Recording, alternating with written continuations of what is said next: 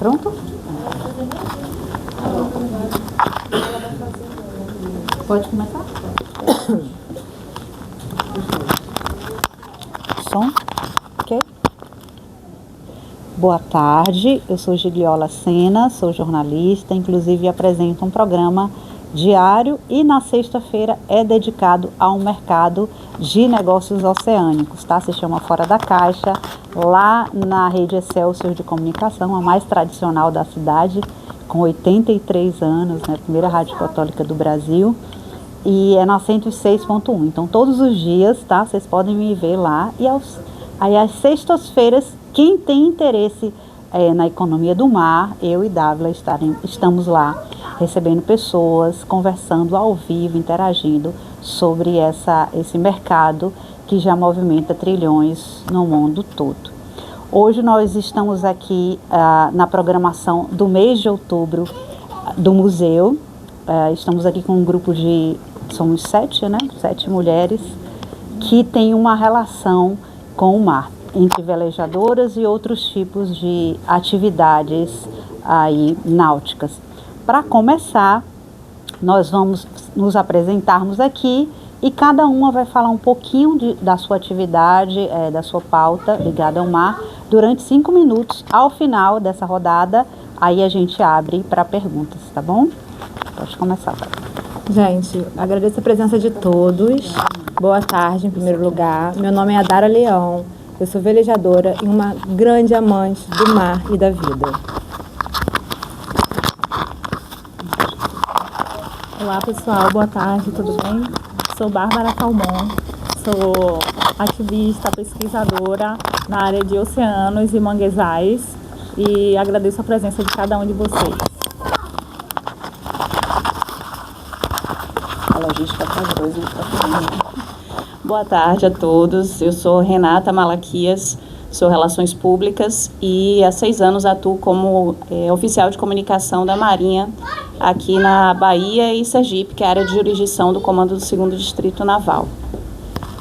Oi gente, eu sou Thaís Benfica, eu sou bióloga, sou velejadora também, tive a oportunidade de participar da expedição de Volta ao Mundo com o capitão Alex Belov. Eu vim da Indonésia até a Bahia. E eu tive a oportunidade também de embarcar no veleiro de pesquisa em inglês até os Açores para gravar as baleias azuis e as cachalotes. Estou muito feliz de estar aqui e poder compartilhar um pouco dessa vivência no mar e de pessoas que também, como nós, têm interesse na economia azul. Eu sou Maiara Padrão, sou jornalista, tenho um portal de notícias exclusivo sobre a Baía de Todos os Santos, que é o Guia BTS, que já teve 2 temporadas na Rádio CBN. É um dos projetos, o que me traz aqui hoje. Sou remadora, campeã baiana de surf ski, que é uma modalidade de canoagem oceânica. Sou nadadora de águas abertas, sou mergulhadora certificada pela SDI e sou uma apaixonada, como vocês podem ver, pelo mar. Tudo que eu faço na minha vida, de alguma forma, está relacionado. Então, quanto maior o tempo que eu puder passar dentro d'água, melhor. Você esqueceu de dizer que você agora é triatleta, tá? Boa tarde a todos. Eu sou Dávila Kess. Depois de tantas coisas incríveis dessas mulheres, que até é difícil aqui, né? Mas eu sou uma apaixonada pela vida e pela natureza. Então, sou uma menina que veio do oeste da Bahia, da cidade de Barreiras. Nasci na beira de um rio e todo rio corre para o mar, né? Então hoje eu vejo toda a safra que escoa, né, lá do oeste da Bahia, nosso ouro baiano, algodão. Eu vejo atravessar os continentes através dos portos que estão aqui na nossa cidade. E hoje a gente fala sobre isso e eu estou num doutorado também estudando economia do mar. Então eu sou uma apaixonada, um estudante, um aprendiz e estou aqui para aprender junto com vocês, tá? Obrigada. Muito bem, a gente vai começar agora, mas eu ontem, conversando também lá no programa com velejadores, melhorou agora? E aí eu disse, olha, eu não sou velejadora, mas eu tenho uma história com o mar. Eu também fui criada no interior, né? Comecei a trabalhar aos 7 anos e lá, aliás, um pouquinho antes disso eu morava em Itapuã e meu pai era pescador, então tem uma história de pescador que eu não esqueço, que foi quando eu tinha ali 6 anos, mais ou menos, 5 anos, meu pai pescou uma cobra nos mares de Itapuã e fez o quê? Uma moqueca. Como bom baiano. Como um bom baiano fez uma moqueca, ele e o pessoal lá da colônia de Itapuã. Também fui escoteira, estou vendo um chefe ali, né? Sempre alerta. Bom, a gente vai começar agora. Cada uma vai ter 5 minutos para colocar um pouco da sua vasta experiência. E a gente vai começar com Renata, que vai falar um pouquinho sobre a economia azul. Já estou aqui com meus 2 microfones. Pegando um pouco aí da fala de Gigliolia, eu também não sou velejadora, né? Mas assim como acho que a maioria dos soteropolitanos, todos nós temos uma vocação de nascença para o mar, né? Eu morei em Barreiras e uma das coisas que mais me fazia falta era de ver o mar.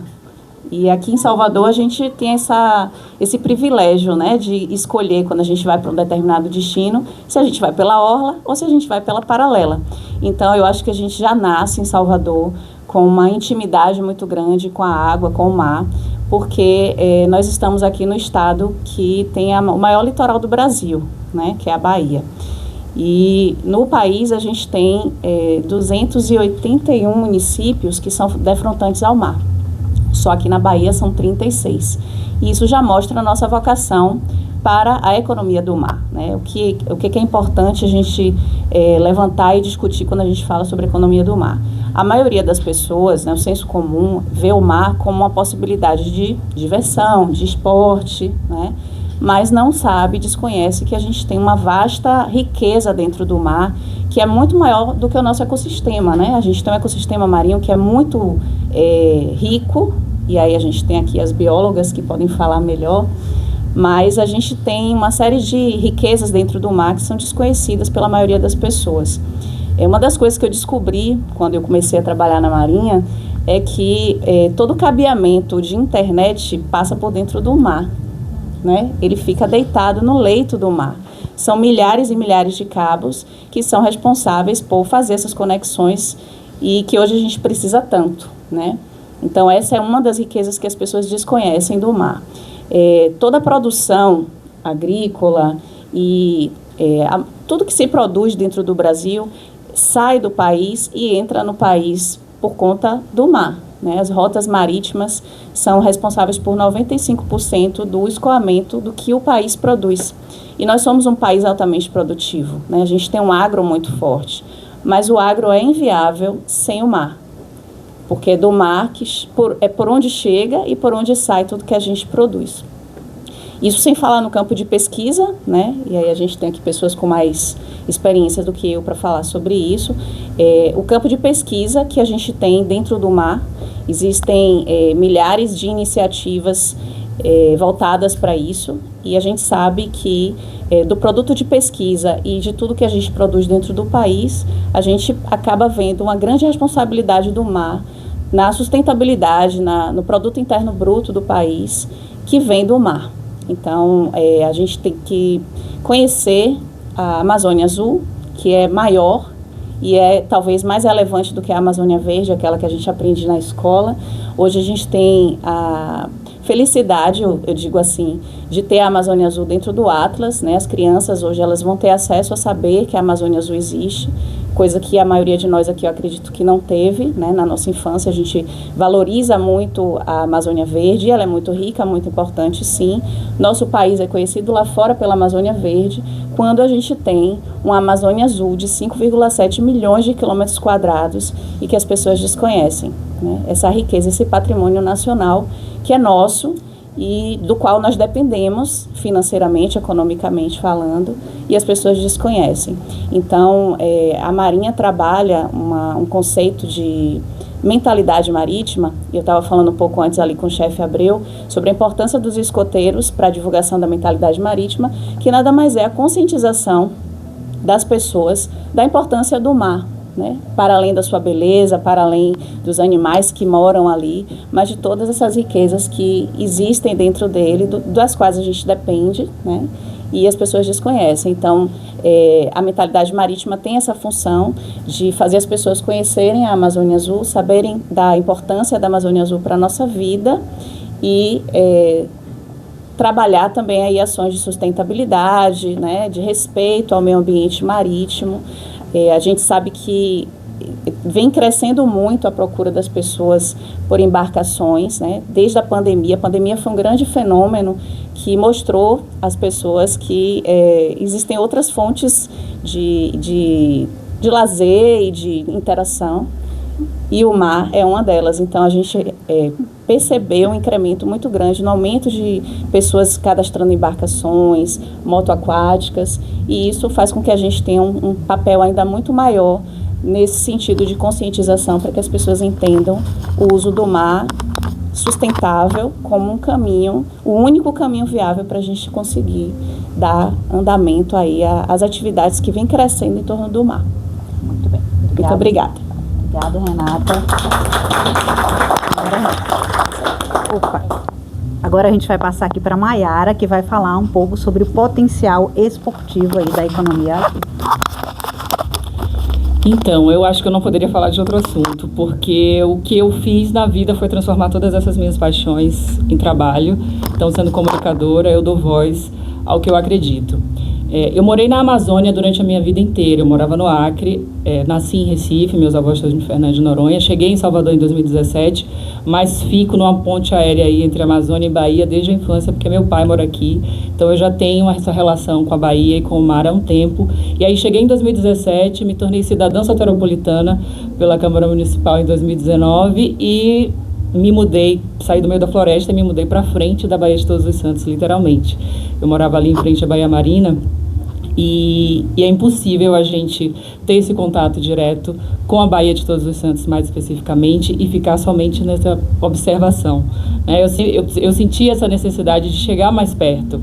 E eu tinha muito medo do mar também. Aliás, eu ainda tenho muito medo, né? Só que quando a gente tem medo de tudo que a gente não conhece, quando a gente conhece, a gente transforma o medo em respeito. E foi através do esporte que eu venci essa etapa do medo e passei a integrar isso na minha vida. E isso reverberou de diversas formas. Então, eu comecei remando, e aí depois me tornei campeã baiana de surf ski, a primeira. E depois que eu comecei remando, comecei a voltar com várias embalagens plásticas colhidas no mar. Minhas remadas, né, regenerativas, de sair colhendo lixo voluntariamente, porque a gente não vai atrás do lixo, o lixo vem até a gente. Depois, enfim, depois que mergulhei, os meus mergulhos em seguida foram quase todos para fazer limpeza no fundo do mar. A gente já achou cafeteira, já achou diversas outras coisas, porque, enfim, a gente está nesse papel, né? O esporte ele acaba abrindo assim uma série de possibilidades, porque você percebe que não é só o esporte, essa relação com o mar ela acaba se estendendo. E aí eu fui percebendo nas práticas, por exemplo, de mergulho, que muitas pessoas que moram aqui em Salvador sequer fizeram mergulho no Porto da Barra. Muitas pessoas sequer sabem que a gente tem um arsenal aí. A maior concentração de naufrágios históricos próximo à costa do mundo está em Salvador. Então a gente tem Arraial do Cabo como capital do mergulho, tem uma lei federal para isso. A gente tem Recife como capital dos naufrágios. Eu sou pernambucana, mas o que eles fizeram lá em Recife, fizeram vários rebocadores, afundaram embarcações todas iguais e fizeram um parque artificial de naufrágios. E aqui nós temos um parque absolutamente natural, de naufrágios históricos de diversas épocas. Ali, se você pegar entre o Porto da Barra e o Forte Santa Maria e der um Google aí, você vai ver a quantidade de naufrágios que tem: Cabo Artemide, Grã-Bretanha, Maraldi, tem o Black Eder na Cidade Baixa. Quer dizer, eu vou conhecendo cada um deles ali e fico realmente impressionada como as pessoas que moram aqui não têm ideia, porque é um patrimônio que naturalmente é tombado pelo IPHAN, é um patrimônio subaquático, mas o IPHAN tomba e não fiscaliza. E aí a gente já perdeu uma série de patrimônio, assim, já tem muita coisa depredada. Mas eu sou uma verdadeira entusiasta e comecei a mergulhar por isso. Inclusive tem um projeto que vou apresentar essa semana que é voltado ao mergulho. Tem outras coisas para lançar nisso, porque a gente não se vende. A gente se vende sempre como cidade da música do carnaval que nós somos, e que é fantástico, maravilhoso, mas a gente não se vende enquanto destino de mergulho. Então, quando você fala em mergulho, você pensa em Noronha, você pensa em Bonito, você pensa em diversos outros lugares, e você não pensa num mergulho que a gente pode ter... Acho que acabou a bateria. Numa experiência de mergulho. E aqui o mais bacana é que, por exemplo, em Recife você precisa pegar uma embarcação, tomar um remédio de enjoo, passar 2 horas... É a bateria mesmo. tomar um Dramin, passar 2 horas para poder chegar no parque, e as embarcações estão muito profundas, a gente não consegue ter acesso porque tem que ser mergulhador certificado, aí eu já restringe um pouco mais esse turismo, né? E em Noronha a gente tem um corveta lá, mas o corveta está a mais de 40 metros de profundidade. Exatamente. E aqui em Salvador a gente sai da praia. Eu fui conhecer o Maraldi nadando, a gente colocou a roupa de mergulho, eu saí batendo perna lá, e em 5 minutos a gente chegou ali entre o Farol e o Porto. A gente tem a 8 metros de profundidade um naufrágio histórico. Então, assim, eu não preciso saber se quer nadar, porque no mergulho primeiro, que é o mergulho de batismo, o turista chega e ele é guiado literalmente por um instrutor que pode levá-lo, e ele só precisa bater as pernas e respirar. É o que ele precisa fazer. Então, assim, é um recorte de mergulho urbano que a gente não tem em absolutamente outro nenhum lugar do mundo. Vocês podem pesquisar aí, trazer as referências. Já passou meu tempo? Acabou meu tempo, tem muita coisa para falar, mas o que eu quero trazer é isso, é esse potencial esportivo com uma baía desse tamanho. A gente não pode ficar só isso. Não velejo, mas sou velejadora de windsurf, que eu acho que vale. E também já participei de uma regata com meninas da vela, e a gente foi inclusive campeã na Marcílio Dias do ano passado. É isso, gente. @Mayara Padrão nas redes sociais, @Guia BTS. Opa, acho que caiu aí o... Tá dando para escutar, né? Mayara falando, eu me lembrei um trecho do livro que eu amo, que é... tá sem som. Tá, voltou aí, né? Um livro, uma outra coisa que eu também, desde a adolescente, a idade de vocês, eu gostava muito era de ler histórias do mar, ir para a livraria e ler. E numa dessas minhas idas à livraria, eu li Os 100 Dias Entre o Céu e o Mar, de Amir Klink, né, que é um livro muito famoso, e essa emblemático trecho do livro, que é uma lição de vida, que diz o seguinte, que é sobre o medo, né? Inclusive sobre o medo de como o mar, ele cura essa paralisia nossa, né? Que diz o seguinte, abre aspas, né? Se estava com medo, mais que a espuma das ondas, estava branco, completamente branco de medo. Mas ao me encontrar afinal só e independente, senti uma súbita calma. Era preciso começar a trabalhar rápido, deixar a África para trás. E era exatamente o que estava fazendo. Era preciso vencer o medo. E o grande medo, meu maior medo na viagem, eu venci ali, naquele mesmo instante, em meio à desordem dos elementos e à bagunça daquela situação. Era um medo de nunca partir. Sem dúvida, esse foi o maior risco que eu corri, nunca partir. Amir Klink. E aí, com essa frase inspiradora, vamos para a Dara aí, que vai falar sobre sustentabilidade, mas mais do que isso, como ela venceu o medo de partir. Boa tarde a todos. Obrigada pela presença. Vamos fazer um convite. Vamos respirar? Vamos. Respira fundo. Respira. Pela boca. Mais uma. Inspira. Expira. É tão simples a entrada de ar, né? E a gente sabe de onde vem o ar? A origem do ar? A gente para um pouco para pensar sobre isso? Não, né? O ar é o nosso primeiro elo, a nossa primeira ligação com o planeta. Quando a gente sai na barriga das nossas mães, a gente respira. Sem vida não há ar. Sem ar não há vida. Sem mar não há ar. Então, não é poético, mas é literário. Principalmente, o nosso ar vem do mar, dos oceanos. Mais de 50% do nosso ar vem dos oceanos. Então, olha como o mar ele é importante. Então, o nosso corpo, por que eu falo que o mar me escolheu, ou eu escolhi o mar, mas eu acho que o mar me escolheu? 70% é a água do nosso corpo.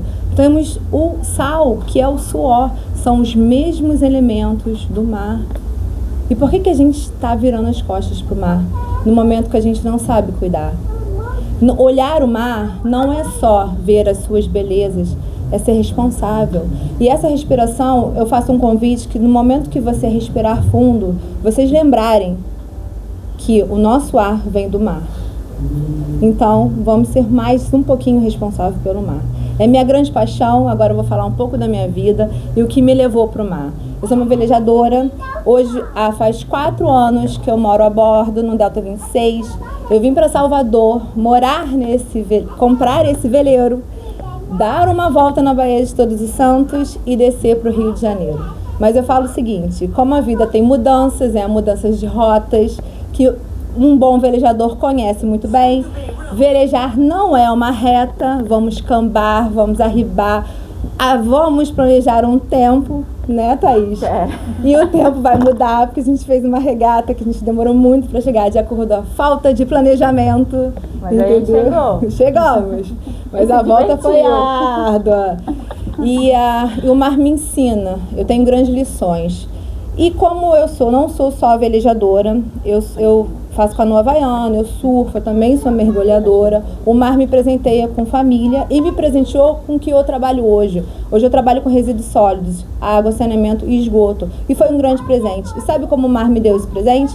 Eu entrei numa canoa para fazer uma travessia eu sou carioca, de Niterói até as ilhas...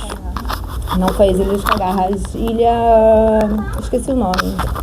Até uma ilha que não tinha muito na Niterói. Ilhas de Maricá, lembrei. Não tinha estrutura nenhuma e nessa eu conheci uma pessoa e desde então teve muita troca de conhecimento, meu know-how. Eu trabalhei em óleo e gás e mercado financeiro. Nós juntamos forças e começamos a trabalhar em questão da conscientização, benchmark, mostrar o que é o mar, o que é o resíduo. Porque no final, o lixo não tratado, ele vai para o mar, infelizmente. O final do lixo é no mar. E é o mar que a gente tanto ama, todos vocês que estão aqui, que estão propostos a estar num sábado, às 3 horas da tarde. Por que eu falo? Por que a gente está virando de costas para o mar? Nós somos responsáveis por eles também, todos. Do planeta Terra somos responsáveis pelo mar. E aí isso me lembra, porque todo dia eu estou no mar. E eu estou no mar quando eu estou em Salvador. Aqui é meu porto seguro. O mar me ensina todo dia algo e me faz sonhar também sobre algo. É encantador você acordar com a gaiuta aberta. No momento de chuvas nem tanto, mas no momento de céu estrelado, sim. Hoje eu acordei e tinha as 3 Marias em cima de mim. E os passarinhos, à noite eu achei, falei, será que eu tô sonhando ou eu tô acordada? Porque é isso que o mar leva. Morar a bordo é isso. Mas também tem o morar a bordo, a história que não é tão bacana. E que aí a gente tem os amigos para nos salvar sempre. A bomba que não funciona, a luz que queima, o rádio que dá ruim. Entendeu, gente? Se não colocar água, eu não tenho água doce. Estou sem água doce no meu barco, nesse exato momento que eu não coloquei água. Entendeu? É realidade, é triste, mas é. E é feliz também, entendeu? Porque você dá valor à água. Você não vai abrir e desperdiçar tanta água. Sabe? O gás que acaba no momento que você está fazendo seu almoço, porque você não fez o planejamento do gás. Então, assim, tem seus amores e tem suas dores, e é fundamental. Então, eu quero levantar essa bandeira. Vamos cuidar do nosso mar, porque é respirando que a gente consegue sobreviver. E o mar, o nosso ar vem do mar, mais de 50%. Então, cuide dele. Obrigada. Eu vou passar, antes de passar aqui para a Thaís, de uma velejadora para outra aqui, eu me lembrei também de uma frase, estou nas frases hoje, né, de São Tomás de Aquino, que é um grande filósofo, né, em que ele diz o seguinte: se o desejo principal do capitão fosse manter o barco seguro, ele o conservaria para sempre no porto. E não é o caso dessas. Com vocês, Thaís. Quando eu tinha 9 anos, meu pai comprou um veleiro abandonado e passou muito tempo reformando ele. E sempre era um momento agradável, de final de semana, vendo ele feliz, e a gente estava junto ali no estaleiro da Ribeira. E muito tempo se passou até que o veleiro ficou pronto, a gente saiu para o mar para ficar dando caída do barco. E essa era a lembrança que eu tinha aos 9 anos. E eu só fui mesmo aprender a velejar com 30 anos, quando eu já estava na Austrália. E aí, antes disso, na verdade, eu estava assistindo um programa de TV que era bem primitivo, assim, da Bahia Náutica, aos sábados. E aí, nesse programa, o repórter falava assim: se você quer ganhar um livro de Aleixo Belov, ligue agora. E aí eu liguei, ganhei o livro. E na contracapa do livro, na primeira página do livro, tinha lá o celular dele, que é o mesmo até hoje. Aí eu era estudante de biologia nessa época, eu liguei e aí eu falei: alô, Aleixo, aqui quem tá falando é Thaís Benfica, eu sou estudante de biologia, queria saber se o senhor podia autografar o meu livro. Aí ele falou: claro, me liga semana que vem que eu autografo, sim. E aí acabou que eu me formei em biologia, me mudei para a Austrália e eu já estava 4 anos na Austrália quando eu vi uma reportagem dizendo que o capitão Aleixo Belov constrói o Fraternidade, um veleiro escola que tem todo o equipamento de mergulho a bordo e que ia dar a volta ao mundo. Aí eu falei: esse daí é o meu lugar. E aí eu escrevi, eu mandei um e-mail para ele, aí ele respondeu: eu até te aceitaria, mas você precisa estar em Bali em 15 dias. Aí eu falei: puxa, eu não estava preparada para deixar a Austrália, porque 4 anos depois foi quando as coisas começaram a acontecer para mim mesmo.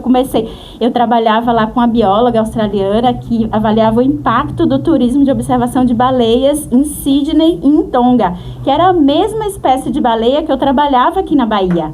Então, para mim, foi muito rico poder fazer essa operação das baleias em Sydney e em Tonga também, que é uma ilha no sul do Pacífico, entre Fiji e Nova Zelândia, que eles têm lá o turismo de natação com as baleias. Aí eu falei: mas eu sempre tive vontade de aprender a velejar. A minha única experiência tinha sido 9 anos atrás, mas ali mesmo na frente da Ribeira, e nunca mais tinha acontecido nada nesse sentido. E aí eu falei: eu não posso perder essa oportunidade. Aí eu peguei, falei lá na minha escola, falei: tô trancando, falei para os meus trabalhos também, eu só trabalho até tal dia, e fui para Bali. Porque eu queria estar lá na hora que a Fraternidade chegasse para eu receber os cabos. Era uma coisa que eu mais imaginava isso. Não, eu vou estar lá. Aí aconteceu o que eu imaginava. Quando a Fraternidade chegou, eu tava lá. Aí ele falou: mas eu falei que eu te aceitaria, eu não falei que eu te aceito. Aí eu falei: mas agora eu já tô aqui. Agora é tarde, agora eu já tô aqui. E aí se passaram mais de 1 ano, eu fiz uma travessia com ele de Bali até a Bahia. Foi uma travessia super interessante. Aleixo, ele construiu Fraternidade para compartilhar o conhecimento dele de vela e navegação oceânica com jovens brasileiros. E ele tinha na mente dele que se você tem 2 milhões ou se você tem 2.000, você dá a volta ao mundo igual.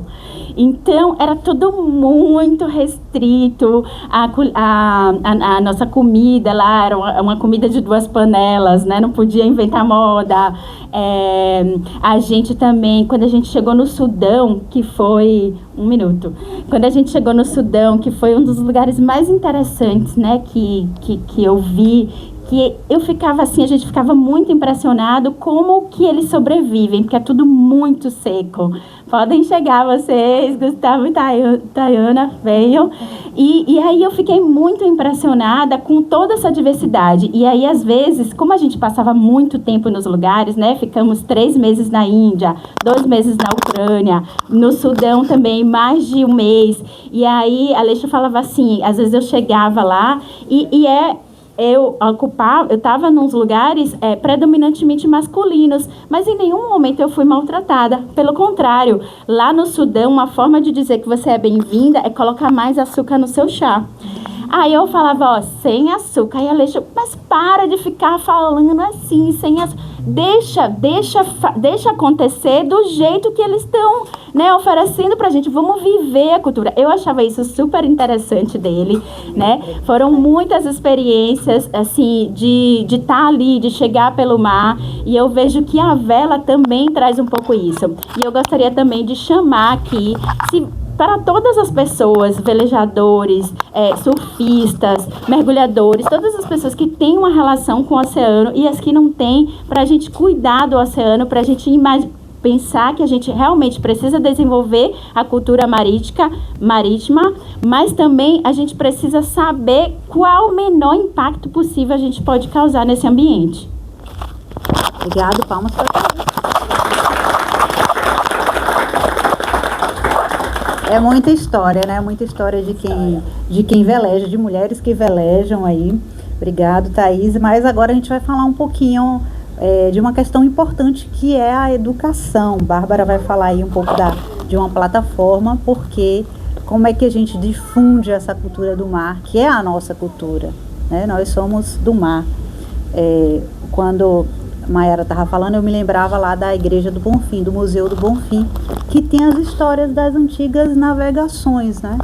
Inclusive, uma coisa que talvez poucos se deem conta, que ali tá a história de muitas famílias. Então, as famílias faziam promessas para que as navegações conseguissem chegar.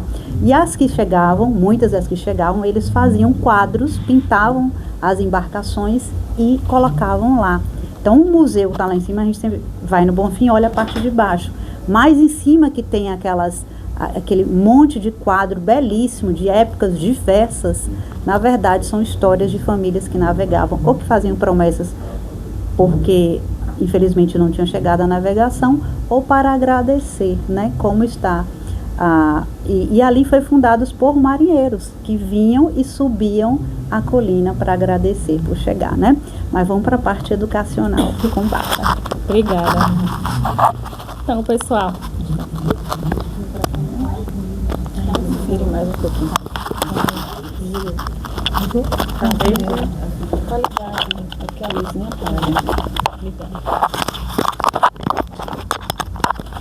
olá pessoal, tudo bem? Então, todas, né, colocaram aqui, mas assim, todas tiveram assim a parte da educação ambiental, né, que é muito importante.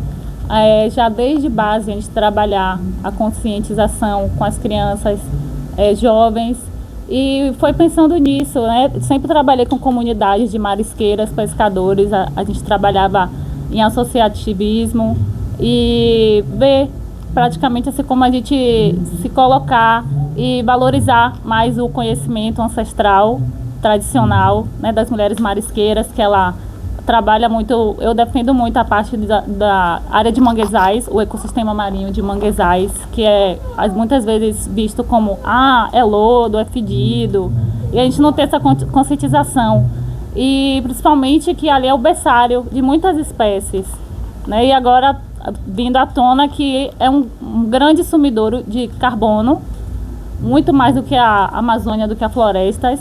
E a floresta em si, do ecossistema marinho, dos manguezais, precisa ter ali essa parte de a parte para frente, que várias causas ambientais, supressão, e precisa ter ali a parte do resíduo, né, do lixo que é colocado em condomínios em torno dos manguezais. O Rio Joanes, que é um dos nossos, né, que o abastecimento de Salvador, 40% da nossa água que a gente bebe vem do Rio Joanes. E muita coisa que está acontecendo e a gente não sabe, a gente está consumindo essa água, entendeu? A mata ciliar que cobre em torno dos manguezais, ali também essa parte de inundação, a gente está vendo o nível do mar que está aumentando a cada ano.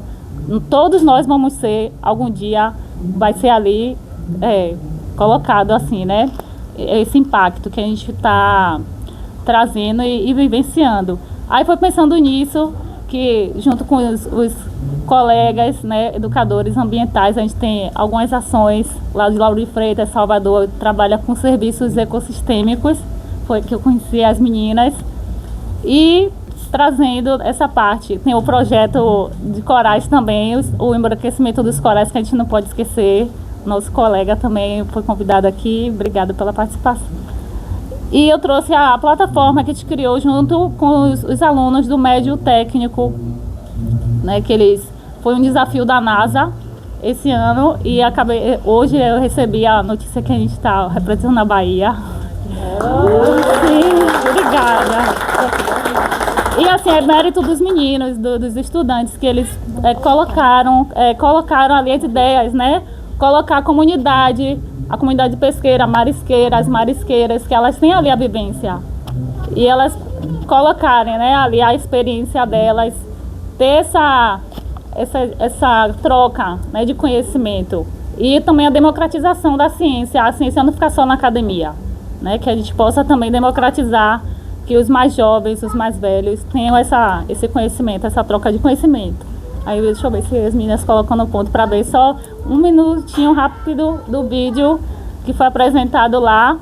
E acabei de chegar, eu falei com a Anabela que quase eu não ia conseguir vir, mas a gente participou lá acabei de chegar de Belém, o projeto foi selecionado também para a COP30. E a gente vai representar a Bahia também, vai ter a Bahia na COP30, com os manguezais. Pronto, aí eles colocaram, né, a parte da realidade virtual, a plataforma, eles vão poder colocar, eles fizeram tudo com inteligência artificial, adequado aí eles colocam o manguezal imersivo, que é a captura de carbono, as aves migratórias e o berçário de peixes. Está bem rapidinho assim, porque utilizou alguns dados da NASA, que é dados abertos, e eles puderam, né, fazer esse levantamento e é clicável toda a parte da plataforma, que pode ser aí a missão, eles colocam, é como o Duolingo, essas plataformas de idioma, né, que eles podem estar baixando e colocando e avançando. Aí cada avanço que ele coloca, a linha do tempo, as missões que eles vão participar, aí a central das pode ser um explorador oceânico, viajante do tempo, herói climático, e cada missão que ele conseguir, ele vai conseguir uma patente. E aqui o painel do educador, que a gente vai ter que trabalhar junto, né, para eles acompanhar ali o desempenho de cada aluno nas escolas ou no curso que for. O plano de aula, ele tem o ecossistema de manguezal e as mudanças climáticas, que inclusive, né, tem a lei de educação oceânica. E aí a parte do mapa global, e aí um pouco do nosso Rede Biomangue, lá eu apresentando para a galerinha aí, lá em Lauro de Freitas, que a gente colocou. Obrigada, pessoal. Fazer um convite, quem puder pode seguir a gente lá e colaborar conosco. Rede Biomangue. Tá desligado, gente. Tá, tem que ligar aí. Gente, já assim que Dávila acabar, a gente vai abrir rapidinho para perguntas, tá? Como essa parte é riquíssima, tudo que cada um aqui é uma experiência única. Inclusive, se vocês quiserem acompanhar mais, não esqueçam de assistir os programas, tá? Toda sexta-feira, Fora da Caixa, Negócios Oceânicos. E algumas daqui já foram, outras irão ainda. Outras pessoas, né, que têm trabalhos incríveis aqui, que fazem essa economia azul daqui pulsar, estão lutando para crescer.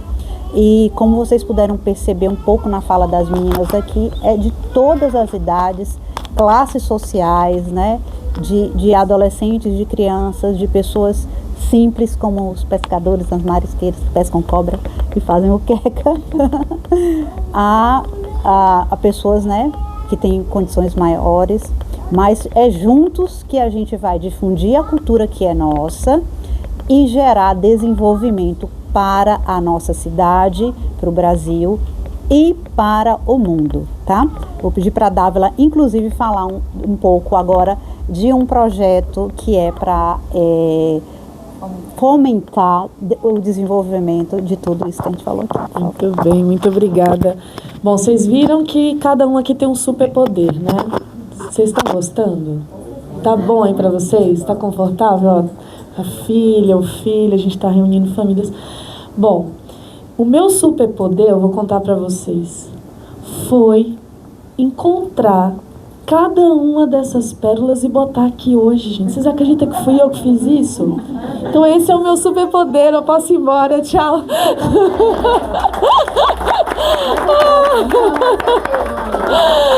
Mas sabe como é a história? Assim, ó, basicamente, né? Eu nasci lá em Barreiras e eu comecei a ver o impacto que a agricultura tinha naquele território fluvial.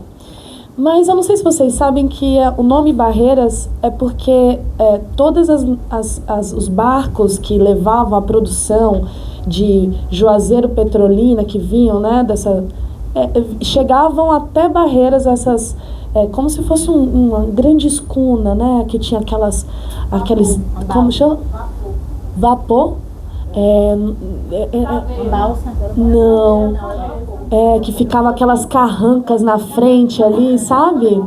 Então isso faz parte, e meus avós foram para Barreiras nesses barcos. Então a gente nasceu na frente desse rio, vendo os barcos e, enfim, chegou um momento que eu ingressei num mestrado aqui em Salvador.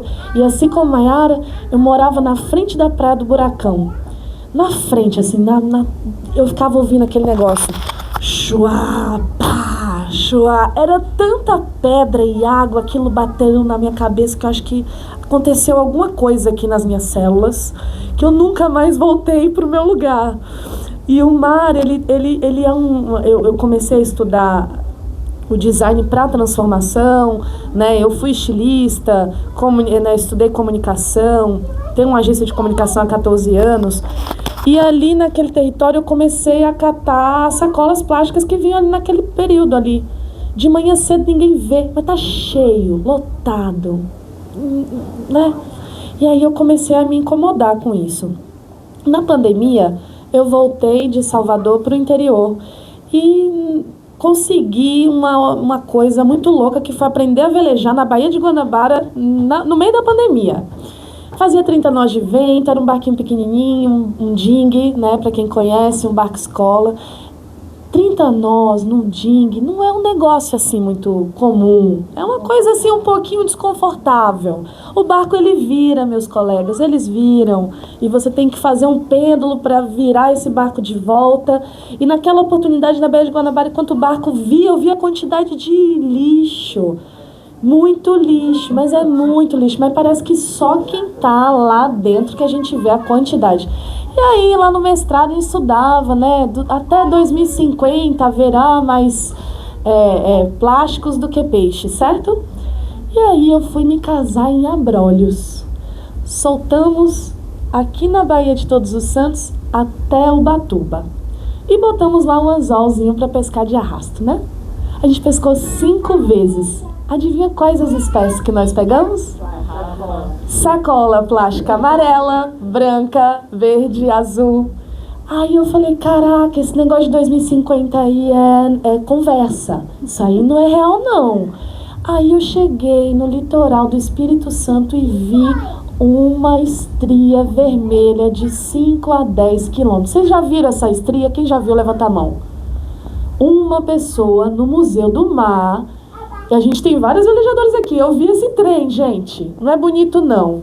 É da cor roxo. Aquele vermelho sangue, como um rio correndo dentro do mar. Eu nunca tinha visto, depois de um Google nisso. Sabe o que é? As toxinas com as algas. Elas choram. Sangra. O oceano está sangrando, meu povo.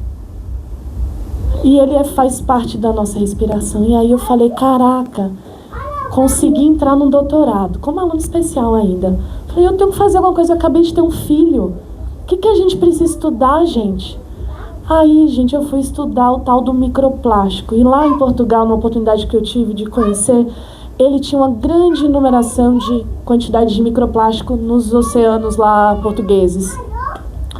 Uma grande quantidade de marinas, de startups como a de Bárbara e vários movimentos, né, de negócios. E aí a gente volta para Salvador, minhas colegas, amigas maravilhosas e, né, vocês que estão aqui. 80% dessa população sobrevive com menos de um salário mínimo. O que eu estou falando aqui de use sustentável, vamos ser todos eco. As pessoas estão decidindo se come arroz, feijão e o quê? Como é que eu vou falar de sustentabilidade se o povo está com fome? Eu vim da 5º maior PIB da Bahia. Rita, que está aqui de Luiz Eduardo Magalhães, não me deixa mentir. É a cidade mais rica que eu já vi no Brasil. Se chama Luiz Eduardo Magalhães. Eu vim desse território, tá? E existe um negócio muito grande que é assim... Se a gente juntar a quantidade de poder, arsenal, de riqueza que essa Bahia tem... educar através de toda a tecnologia que eu tô vendo lá do agronegócio e botar isso, a gente vai transformar esse rolê. Mas cada um daqui tem que sair com essa sementinha. Então, por isso a gente criou esse negócio, que é o Summit da Economia Azul. E essas mulheres aqui, eu apresento a vocês que juntamente com vocês, nós vamos juntos, e a gente quer muito que vocês estejam do nosso lado. A gente vai estar organizando essa virada de inovação para a economia azul. Então, eu gostaria de saber se a gente pode contar com vocês nessa missão. Muito bem. Obrigada, Dávila. Vamos juntos construir o de novo. Bom, gente, agora a gente vai... Opa! Agora eu acho que a gente vai ter que passar para a turma aí. Quem gostaria de fazer uma pergunta? Vamos fazer...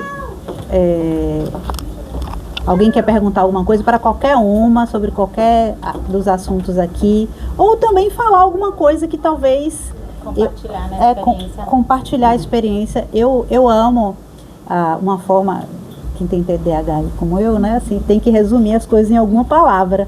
Então, eu amo quando a gente coloca assim, uma palavra que foi esse momento para você, né? Pode falar, chefe.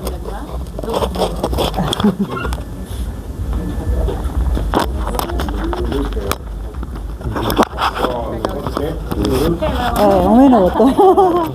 E aqui na Porque eu falo, sou ariano, eu falo muito. Fale grego comigo não, chefe. Se eu começar a falar aqui, tá ligado? Se eu começar a falar aqui, não termina hoje, né? Estou encantado, né? Ver as mulheres, né? Sou de uma época quando eu comecei no escoteiro, só tinha homem. Hoje as meninas já fazem parte do escoteiro. Volto aos 60 anos e já está incluso. Para ser escoteiro, né? A princípio, né? Na minha modalidade é gostar do mar, né? Que eu sou escoteiro do mar, comecei no grupo Escoteiro do Mar Luiz Tarquínio, ali no Bonfim, né? E se perguntar, quando eu comecei a nadar, não sei. Eu sei que eu nasci na Boa Viagem e já era dentro da água que eu estava. Quando eu me cuidar por gente, eu já estava nadando. Então minha relação do mar é ter nascido na Baía de Todos os Santos, apaixonado por essa baía maravilhosa, a segunda maior baía navegável do mundo, que eu passava anos e anos da minha vida, esses 60 anos, eu dizia, como é que não estão olhando para a Baía de Todos os Santos? Como é que não se olha, né? Com o potencial que nós temos, né? E como é que se maltrata a Baía de Todos os Santos jogando tanto lixo? Há 50 anos atrás, para navegar na Ribeira, você mandava no mar de lixo, né? Aquela montanha de lixo ali, eu ficava doente, eu dizia assim, não pode fazer isso. Hoje já está melhorando, está melhor com a campanha que fazem, o que vocês fazem, está preocupado, educando esse pessoal, né? E aquele negócio, pescar lá na Cidade Baixa, 50 anos atrás, era só isso, né? Eu saía navegando e era lixo o tempo todo. Hoje já está melhor, né? O programa Bahia Azul. Obrigado, e fico muito feliz, né? De vocês estarem aqui fazendo isso. Bacana e muito obrigado, feliz. Obrigado, chefe. Sempre alerta. É claro. De escoteiro para escoteiro, mais alguém gostaria de falar alguma coisa, assim, perguntar? Ele quer falar. Pode falar. Cadê?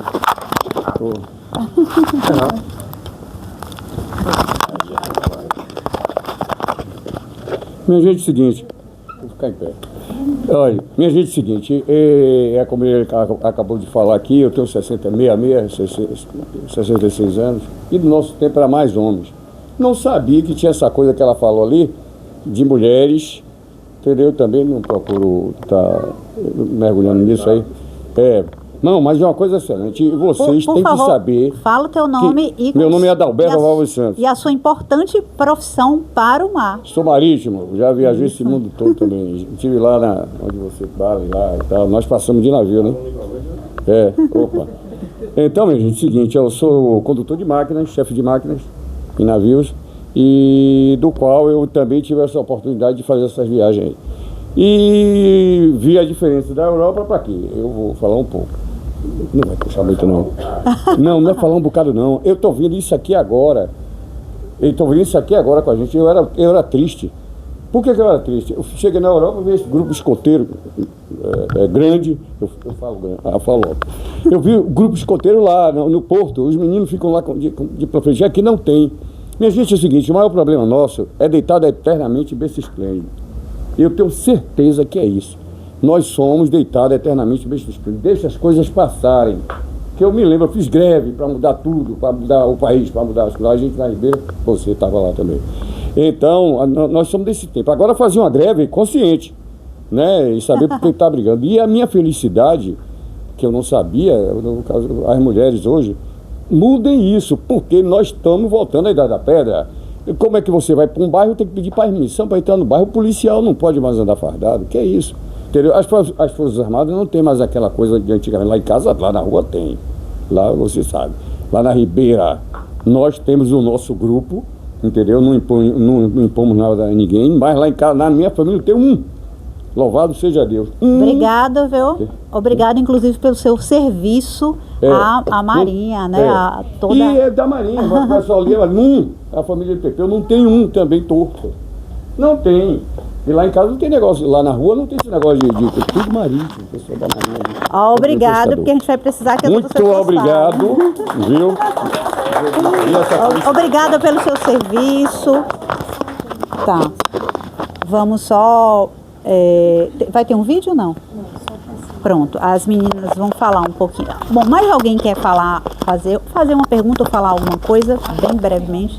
Ah, que ótimo, que maravilha! Uma jovem. Posso começar? Pode falar, por favor. Sempre fui. Seu nome? Meu nome é Beatriz, tenho 10 anos e sempre fui conscientizada que o nosso mar está poluído. Que tem muita gente que não está muito importância a isso. Sempre quando eu vou pra praia eu vejo que tem tampas, sacolas no mar. Eu fico triste por isso. Só que eu não sabia o quão que o mar é importante a esse ponto. Eu não sabia que o nosso ar vinha do mar, que ele passava eletricidade. Eu nunca faria ideia disso. Mas agora, graças a vocês todas maravilhosas, agora eu tenho consciência de como mais ele é importante. Porque na minha escola já fizeram até uma peça falando sobre o lixo também. Mas eu não me conscientizaria tanto assim nela quanto eu me conscientizei aqui com vocês. Muito obrigada. Que linda! Obrigada. Minha filha. Todo direito. Todo direito. Obrigada, Bia. Quando eu tinha a sua idade, eu era... Não, um pouco depois. Eu era escoteira. Cadê o chefe? Saiu? Eu era escoteira. E aí comecei a minha relação... Não, eu já tinha relação com o meio ambiente por causa do interior, né? Mas é um dos trabalhos que ajudam, né, aí a conscientização. Mas agora a gente vai falar um pouquinho sobre o que é Summit, porque o tempo urge, né? Quem vai começar a falar? Pronto. Então, o que é o Summit? Não tem como falar do Summit se não falar do Brasil, né? O Brasil, nós temos mais de 8.000 quilômetros de costas. Gente, vamos parar para pensar quais são os segmentos hoje que trabalham com a costa. São portos, os portos marítimos, pesca, inovação, energias renováveis, porque existe energia proveniente do lixo, tá? O resíduo vira energia. E com a ajuda da movimentação do mar. Então, assim, fora as energias renováveis, inovação e biotecnologia. Vamos parar para pensar a conscientização e a riqueza que nós temos. Se a gente se conscientizar e parar para pensar, a gente pode inovar, pode trabalhar com pesquisas, políticas, não só paixão. O mar não é só paixão, ele é muito mais além disso. Por isso que nós, mulheres, todas aqui, nos reunimos, colocamos nossa força de trabalho, nossa HH, nosso tempo de ser mãe, de ter trabalho, de ter todos os afazeres que uma mulher tem, entendeu? Com a ajuda ou não dos homens. Por favor, homens, ajudem as suas mulheres, entendeu? Isso é muito importante para a gente estar aqui também e para a gente fazer um evento de desenvolvimento. Então, está lançado o nosso Summit de Economia Azul e conto com todos vocês.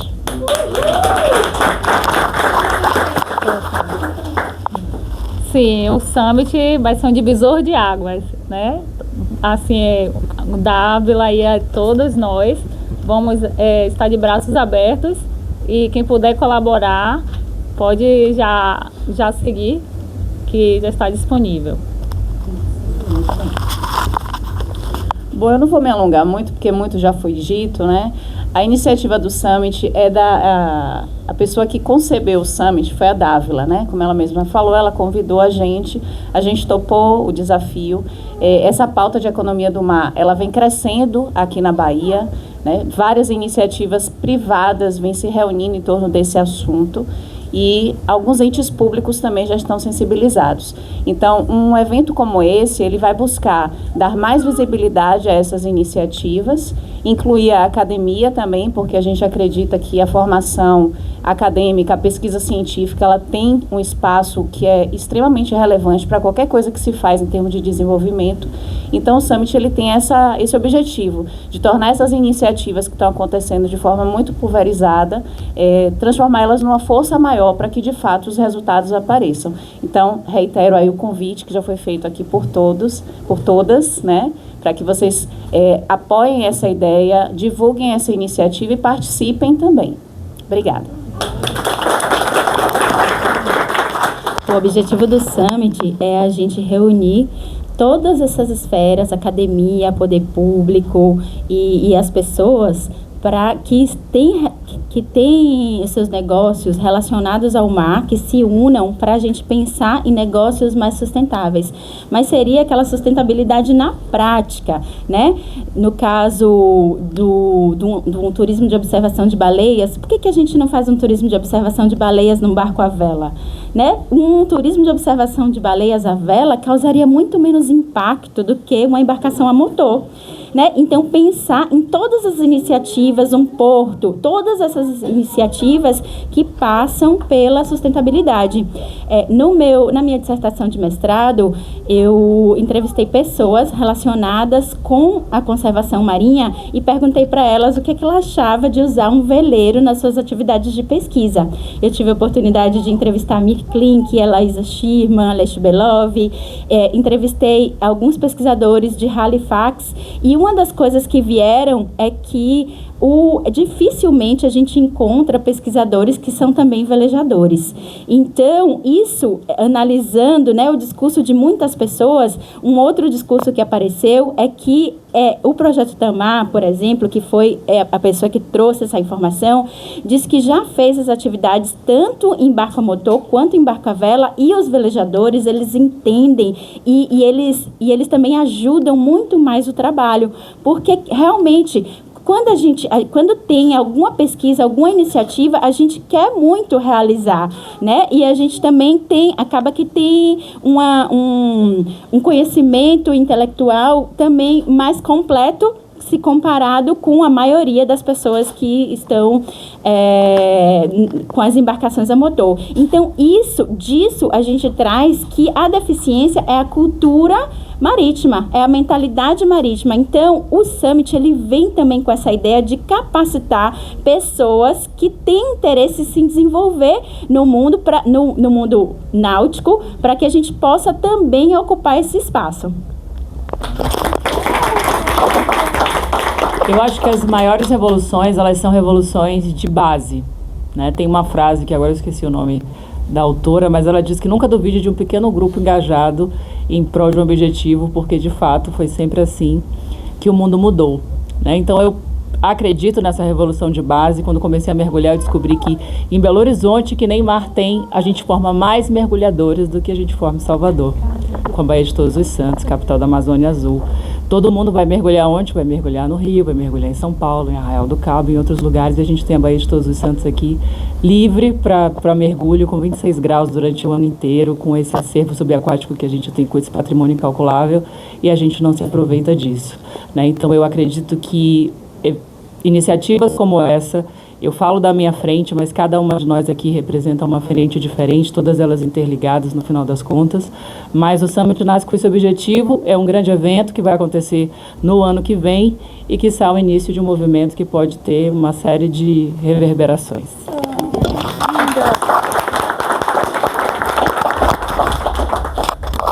Elas falaram aí que eu concebi a ideia, né? Mas na verdade não foi bem assim, não. Eu acho que, na verdade, existe um livro, aquela mesma autora do livro Comer, Rezar e Amar, ela tem um livro que fala de onde as ideias vêm. E as ideias, segundo ela fica pairando sobre as nossas cabeças. Por isso que a fotografia foi descoberta quase por dias em 2 continentes que na época levariam meses para chegar de um ponto a outro, o avião, entre outras grandes inovações. Então, meus amigos, tem muitas pessoas no mundo pensando sobre isso. Alemanha, muita gente na Europa, né? Eu vejo, estudo e estou vendo que isso está acontecendo. Só que aqui no Brasil, né, a gente tem um grande estímulo naval, náutico, portuário, na cidade do Rio de Janeiro, onde tem uma Secretaria Estadual do Mar. Mas aqui é a primeira cidade do Brasil que tem uma Secretaria do Mar no município, que é liderado por uma mulher, e que a gente está vendo um movimento de mulheres muito fortes aqui nesse território. E mulher junta é um negócio realmente especial. Então, meus senhores, assim, o Summit ele acontece no planeta inteiro com esse teor de trazer inovação, mas esse da economia azul tem a ideia de nós somos as madrinhas, mas vocês que estão aqui hoje, que estão acompanhando o nascimento desse filho, vai ter o sobrenome de vocês aí também. A gente quer vocês nessa toada, porque para fazer isso aqui vai precisar de muita gente, vai precisar de muitos esforços, assim. Então, a gente queria muito convidar a comunidade hoje, né, para esse lançamento, através das nossas histórias, das nossas vivências, dos nossos grupos, comunidades, né. A gente tem aqui 6 mulheres muito potentes. Gigliola como embaixadora, comunicadora, também está do nosso lado. Mas a gente, para fazer isso aqui em agosto do ano que vem, a gente vai precisar de vocês. Então, a gente tem um Instagram que se chama @Summit Economia Azul. Vocês podem seguir. Já está lá, já está existindo, segue. Os próximos passos a gente vai colocar um site no ar. E eu queria abrir aqui oficialmente, se vocês têm alguma pergunta, alguma colaboração, alguma sugestão, algum ponto que a gente tem aqui. Basicamente a gente está com alguns minutinhos só para o museu encerrar a programação, que tem uma outra programação, mas a gente queria muito ouvir vocês, se vocês têm alguma sugestão para a gente colocar aqui na nossa programação. Vai ser muito bem-vindo. E aí, vamos, Mirelle.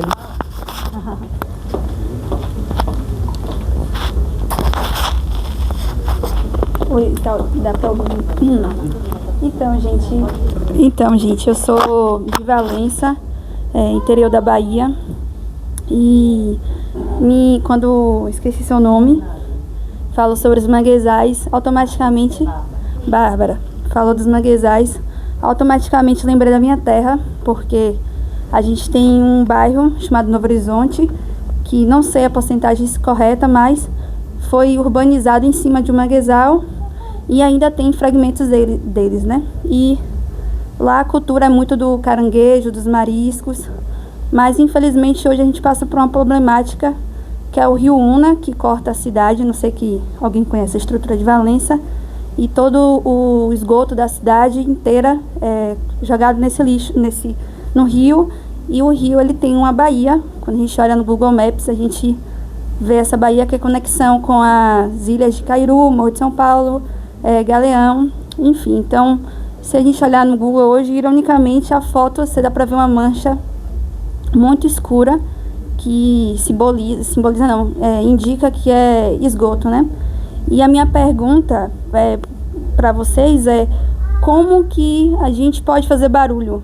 Eu percebo que a minha geração, eu sou de 95, a gente se incomoda muito, mas entra gestão, entra prefeitos, enfim, e eu sinto que ninguém faz nada.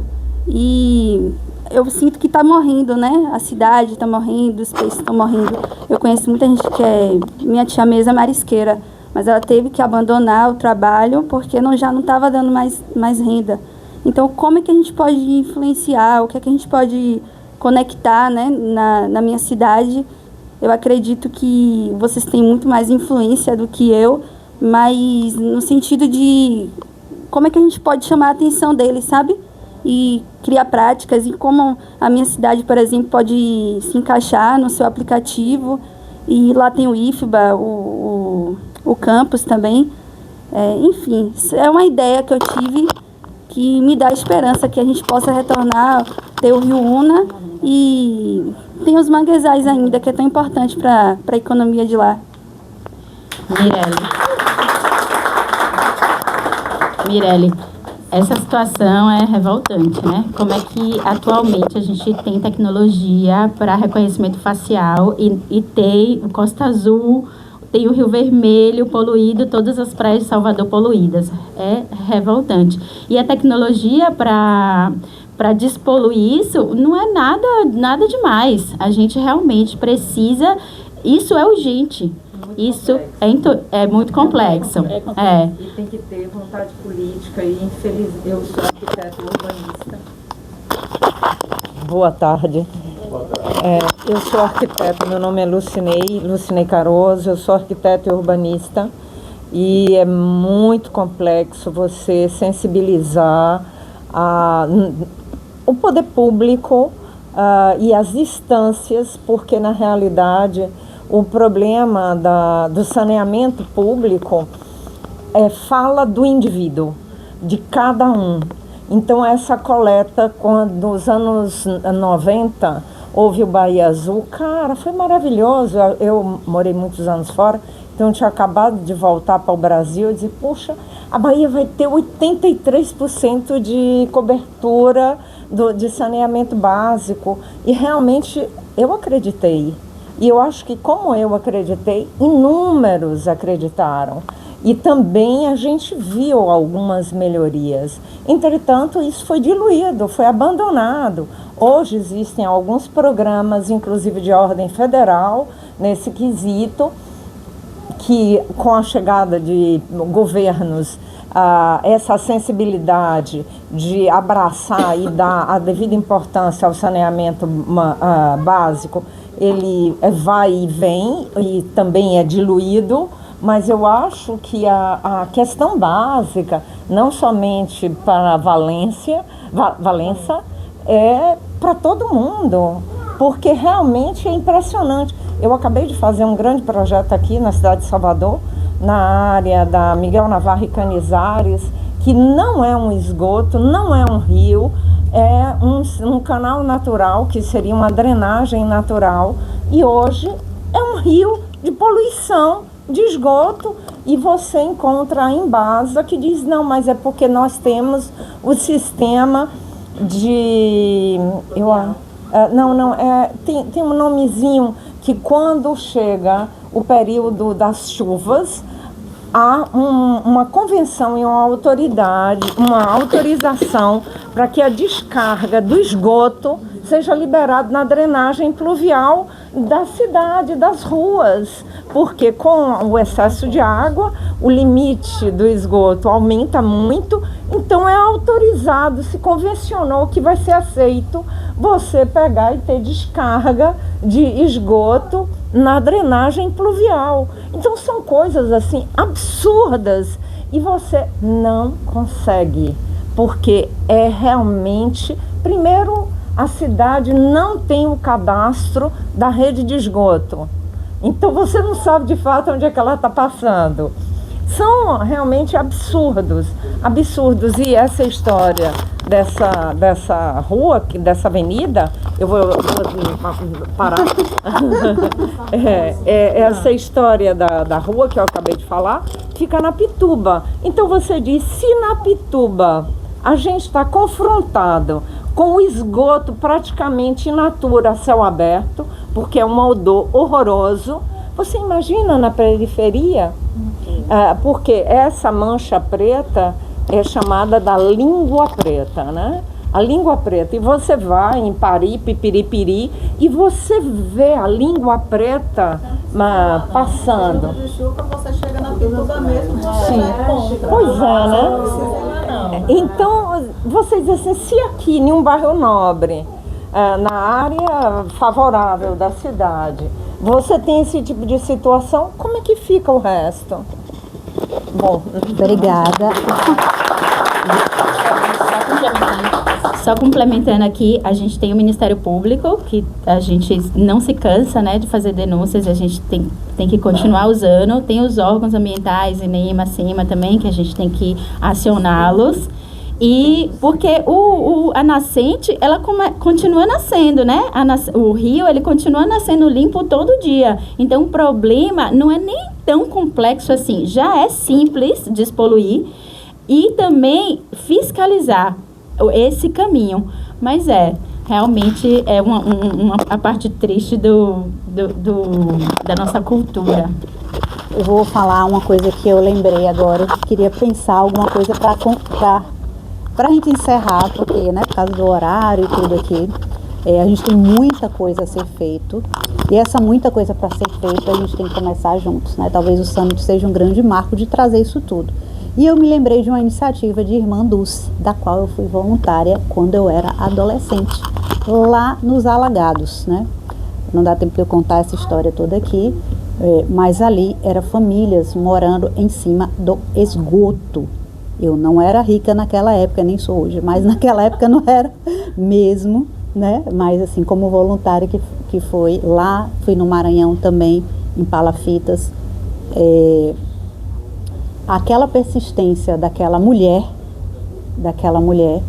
fez com que aquilo fosse erradicado. Acabou o problema sanitário dos Alagados, até hoje eu também vou lá e a gente faz também serviços lá. Não, mas as palafitas se acabaram. Com aqueles voluntários que iam lá, né? Iam lá todos os dias, em formas diferentes, principalmente no final de semana, levar comida, ensinar, conscientizar aquela população muito pobre, completamente abandonada. Procurem depois vídeos de como era, vocês não têm noção, não. Tem um documentário. Né? Era uma coisa assim, terrível. Eu era adolescente, eu me lembro muito bem daquela miséria toda que existia ali. A gente precisa avançar para um próximo nível, né? Outras misérias, como Irmã Dulce fez, né? Juntos a gente talvez consiga mais alguma coisa e quem sabe esse momento seja um marco mesmo, né? Para colocar tudo isso e para juntos darmos soluções. Não é nada mais forte do que o povo, né? Tem uma frase até que diz sobre isso, não é nada mais forte do que sim, me lembrei de uma frase de Santo Agostinho que diz o seguinte, que a coragem, gente, que ela tem duas filhas, a esperança, ela tem duas filhas, a coragem para mudar o que for, né, e a indignação. Então, vamos fazer desse momento um marco para mudar isso de alguma forma, algum pouquinho, que todos nós, em instâncias diferentes, estamos feridos, né? Feridos. É isso. Eu ia falar rapidamente porque Mirella perguntou como é que ela pode mudar, que a gente tem muito mais influência que ela e tal. Todas as mudanças ao longo da história, se você perceber, Mirella, elas foram feitas por pessoas que se articularam e que deram voz a isso. Através do que quer que seja. Através de um cartaz, de uma manifestação. Enfim, eu acho que tem duas coisas muito importantes. Primeiro que, como a Gigliola falou, a indignação, mas se você se articular com o seu pequeno grupo, for para a rede social, começar a falar disso, começar a chamar a atenção disso, mídia, poder público, porque esses são assuntos, naufrágio, esgoto, isso é coisa que não dá voto porque fica embaixo, ninguém está vendo ali. Mas a partir do momento que você se articula e você dá voz a isso, e que principalmente vocês jovens muito mais nativos dessa questão digital, as coisas ficam mais fáceis e aí a sua influência é infinita para mudar o que você precisa. Aproveitando a oportunidade que foi plantada a semente, né? Como nos manguezais temos os propágulos, que é a canetinha da praia, sabe? A canetinha da praia, alguém já viu aquele propágulo? Que a gente coloca assim o furapé na praia. Então, assim, é a raiz do manguezal. Tem 3 tipos de mangue, o mangue branco, o mangue preto e o mangue vermelho. E é o fluxo natural, né? Aí, a partir do momento aqui do evento, já foi plantada a sementinha em cada um, para que venha com a gente, para que venha conosco aí, né, desenvolver e brotar. Queremos agradecer a todos vocês, né? Vão ficar em pé, eu queria que vocês aplaudissem essas mulheres e a vocês também, estarmos todos juntos aqui. E nos encontramos em breve no Summit